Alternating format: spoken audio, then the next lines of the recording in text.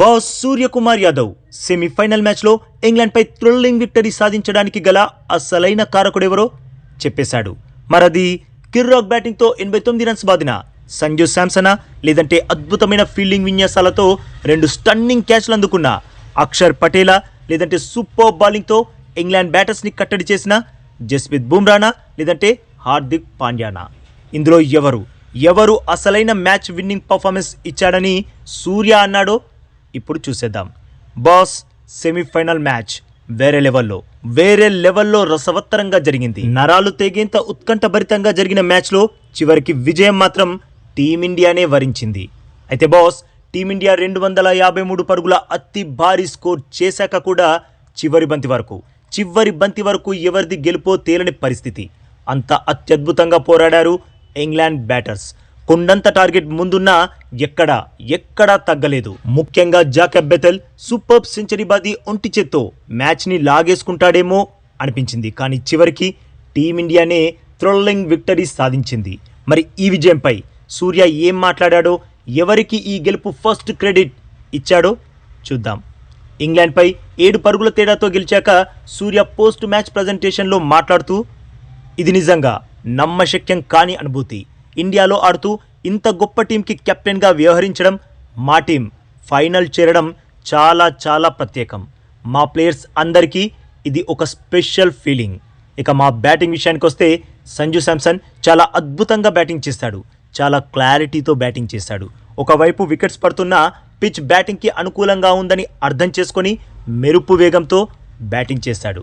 యాక్చువల్గా టీంకి ఇలాంటి ఇన్నింగ్సే అవసరమైన సమయంలో మరోసారి చెలరేగి టీంకి భారీ స్కోర్ని అందించాడు. గత సంవత్సర కాలంగా తను పడుతున్న కష్టానికి ఈరోజు తగిన ప్రతిఫలం దక్కింది. నిజంగా ఇది చాలా స్పెషల్ నాక్. ఇక మేమిచ్చిన అతి భారీ టార్గెట్ ఛేదనలో ఇంగ్లాండ్ బ్యాటింగ్ చేసిన తీరు చూసి షాక్ అయ్యా. ఓ మై గాడ్, మీపై గెలవాలంటే మేము ఇంకెన్ని రన్స్ చేయాలి అని హ్యారీ బ్రూక్తో మ్యాచ్ అనంతరం అడిగా. నిజాయితీగా చెప్పాలంటే ఈ వికెట్ బ్యాటింగ్కి చాలా అనుకూలంగా ఉంది. ఇంగ్లాండ్ అత్యద్భుతంగా బ్యాటింగ్ చేసింది. ఆఖరి వరకు వారు మ్యాచ్లోనే ఉన్నారు. కానీ జస్ప్రీత్ బుమ్రా, హర్షదీప్ సింగ్, హార్దిక్ పాండ్యా ఇంకా ఇతర బౌలర్స్ ఇంగ్లాండ్ బ్యాటర్స్ని కట్టడి చేసి మ్యాచ్ని మా వైపుకు మలుపు తిప్పారు. ఇక బుమ్రా సామర్థ్యమేంటో, ఇన్నేళ్లుగా భారత్ కోసం తను ఏం చేశాడో మనందరికీ బాగా తెలుసు. ఈరోజు మళ్ళీ అదే చేశాడు. బాధ్యత తీసుకొని మ్యాచ్ని ఇంగ్లాండ్ నుండి లాగేశాడు. ఇంగ్లాండ్ ఓటమికి, టీమిండియా విజయానికి అసలైన తేడా, అసలైన వ్యత్యాసం జస్ప్రీత్ బుమ్రా బౌలింగే. తన వల్లే ఈరోజు మ్యాచ్ గెలిచాం. ఇక మా ఫీల్డింగ్ కోచ్ టీ దిలీప్కి కూడా క్రెడిట్ ఇవ్వాలి. ప్రాక్టీస్ సెషన్లను చాలా సరదాగా, పోటీతత్వంతో ఉండేలా చూస్తూ ఆయన చేస్తున్న కృషికి ప్లేయర్స్ బాగా స్పందిస్తున్నారు. అది గ్రౌండ్లో క్లియర్గా కనిపించింది. ఇక 2 అత్యద్భుతమైన స్టన్నింగ్ క్యాచ్లు మ్యాచ్పై చాలా ప్రభావం చూపించాయి. ఇక మా టీంలో నెంబర్ 3 బ్యాటింగ్ వరకు ఫిక్స్ అయి ఉంది. అయితే రషీద్ ఖాన్ బౌలింగ్ వేస్తున్నప్పుడు దూబేని అబ్ది ఆర్డర్లో పంపించడం సరైందే అని అనిపించింది. అది వర్కౌట్ అయ్యింది కూడా. ఒకవేళ నేను లాస్ట్ మ్యాచ్లో హాఫ్ సెంచరీ బాదినా కూడా టీం కోసం శివం దూబేనే ముందు పంపించేవాణ్ణి. ఇక ఇంగ్లాండ్ లక్ష్య ఛేదనలో అయితే నేను చాలా టెన్షన్ పడ్డా. ఆ టైంలో నా హార్ట్ బీట్ చెక్ చేసి ఉంటే ఖచ్చితంగా 160-175 మధ్యలో ఉండేది. అయితే ఇలాంటివి ఈ ఆటలో భాగమే. ఇది నిజంగా ఓ అద్భుతమైన సెమీఫైనల్ మ్యాచ్. ఇప్పుడు మేము ఫైనల్ చేరుకున్నందుకు చాలా సంతోషంగా ఉంది. మేము వార్మప్ కోసం వచ్చినప్పుడే స్టేడియం క్రికెట్ అభిమానులతో 75-80% నిండిపోయి ఉంది.